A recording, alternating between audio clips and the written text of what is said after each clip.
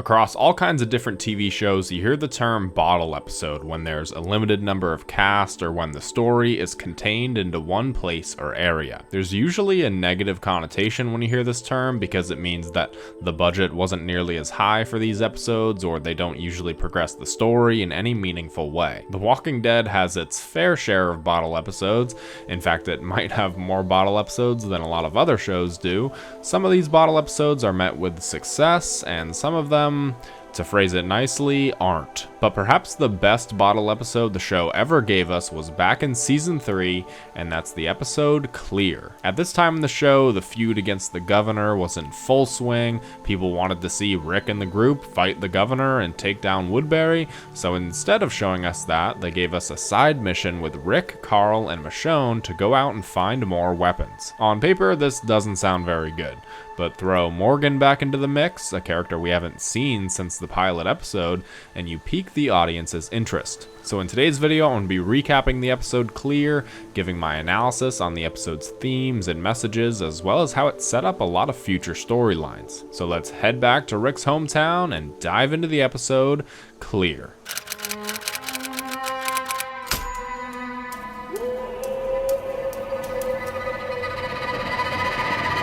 So right off the bat, this episode contains a pretty iconic moment, and that's where Rick, Michonne, and Carl drive right by the man in the orange backpack. We also see a sign that was left behind for a girl named Erin. As they continue driving, they get stuck in the mud, and a crowd of walkers surrounds their car, one of them wearing a bracelet with the name Erin. So they clear the walkers when Carl talks to Rick, saying he doesn't want Michonne here because he doesn't really trust her. Rick defends Michonne, saying that he asked her to come. They get the car out of the mud as the man with the orange backpack catches up to them, yelling for help, but they get in the car and drive away. They arrive at King County, going into the armory at the police station and finding that the weapons have already been cleared out. They leave, planning on going to the liquor stores and bars because Rick says that's where some other guns could be. As they head out, they see signs that somebody else could be in this town with them. As they continue on, they find a street filled with traps. They start traversing through it when a man with a rifle calls out to them from on top of a building. This man tells them to drop their weapons. Of course they don't, and a firefight ensues. Carl puts a bullet in the man,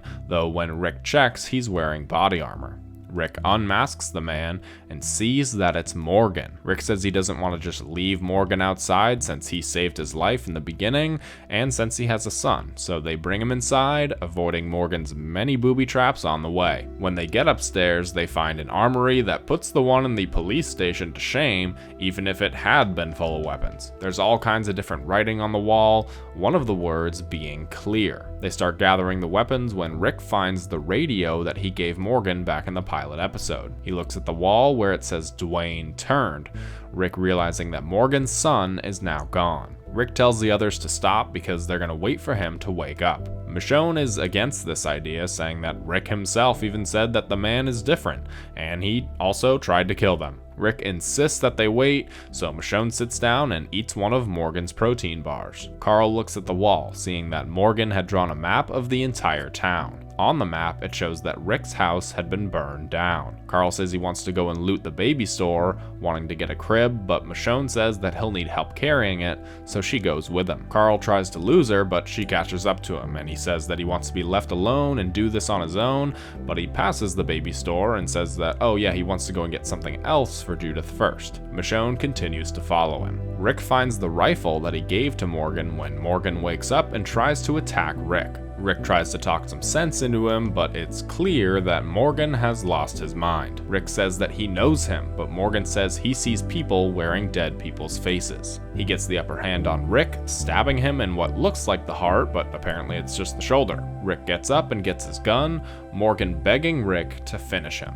But Rick doesn't, bandaging himself up and talking to Morgan, trying to get him to remember him. Morgan does remember Rick, saying that he abandoned him and didn't turn on his radio when Rick promised he would. He also tells Rick the story of how his son died, how how it was his wife that he couldn't put down that did it. He tells Rick that everybody is eventually gonna die, leaving only the men like them alive. Carl and Michonne arrive where Carl was trying to go. He wants to go into the restaurant and grab a picture of him and his parents. They try to take out the walkers, only to get a bit overrun, losing the picture in the process. They make it outside, and Carl begs to go back in and get the photo.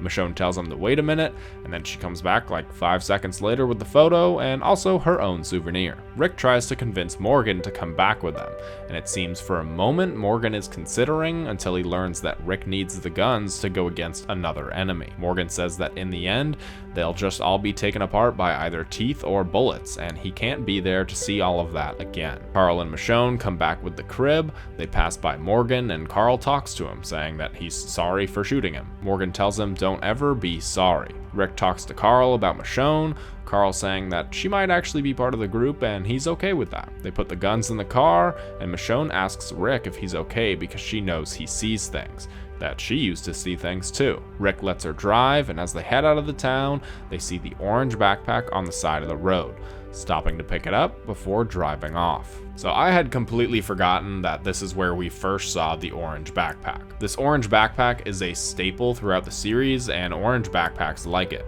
It usually signifies danger ahead or that a character is gonna die. It's seen in a ton of episodes. Some of the stuff off the top of my head, I guess spoilers ahead, Glenn has it when the prison is overrun and they're heading to Terminus. Daryl is seen with it in the episode that Denise dies, and Virgil has it when he and Michonne head to Bloodsworth Island. Those are just to name a few. I'm sure that there are a lot more times. The orange backpack in this episode obviously signifies the danger that Morgan poses, but on their way back, it also shows that Morgan is partially right in what he was saying to Rick. He says that no matter what, everybody is gonna die, and there will only be men like them left to pick apart the remains and live with their choices. This episode is also really the start of the Grimes 2.0 family. Carl doesn't trust or like Michonne, but Rick sticks up for her, saying that he asked for her to be on this trip. She goes along with Rick's plans and helps him see things that he couldn't see himself, even offering up some encouragement to him in the end. She also helps Carl on his mission without belittling him and his efforts. Anybody else could have easily told Carl, "No, we're turning back," but she understands his reasoning and helps him to the best of her ability. This was really a glimpse of what the future would hold between these three, and to see a pretty concrete beginning was really cool. But the highlight of this episode is Rick and Morgan reuniting for the first time since the pilot. All of their scenes together are just incredible. I really don't think my simple recaps can do it justice. This scene is fantastic and really keeps you on the edge of your seat, even though it's just two people having a conversation. Honestly, this reunion is better than their reunion in the season premiere of season 6. We see two men who started on the same journey but have had vastly different outcomes. While they've both lost people along the way, Morgan's solace and loneliness is ultimately what turns him into the person he is in this episode. Rick is surrounded by people and his family, which makes this episode all the more meaningful that his future family is here on this trip with him. Morgan clearly has a few screws loose, not initially remembering who Rick is and trying to kill him, but he keeps mentioning this term clear, how he's alive to clear, and that's his purpose now. Clear to Morgan means to take out these walkers and burn them afterwards, a sort of self-inflicted life sentence in order to repent for his sins. He couldn't put down his own wife, and she took her and Morgan's son away from them, so Morgan does his duty by putting down all of the other walkers that get stuck in his traps. We also hear the story of how Dwayne was killed, and Morgan says that he saw red and he finally did it. Now, I'm not too sure how reliable of a character Morgan is here and if he's telling the truth, but there's a walker in the restaurant that looks remarkably like Morgan's wife. Might just be a coincidence, might just be me theorizing too much. Speaking of theorizing too much, Morgan has a line in this episode about people wearing dead people's faces. A lot of people have theorized he was talking about the Whisperers. Now, the Whisperers weren't around even in the comics at this point, but it is cool to think about them being around for so long and that Morgan actually saw them. Almost makes them even more terrifying than they already are. At this point, Rick is pretty hopeful and wants to bring Morgan back, but Morgan says they're all just ultimately doomed and he doesn't want to see any more loss in this world, so he opts to stay. Rick kind of takes this personally, still trying to see the good of situations with a hopeful outlook, and this contrast is ultimately what makes Rick give up on trying to recruit Morgan.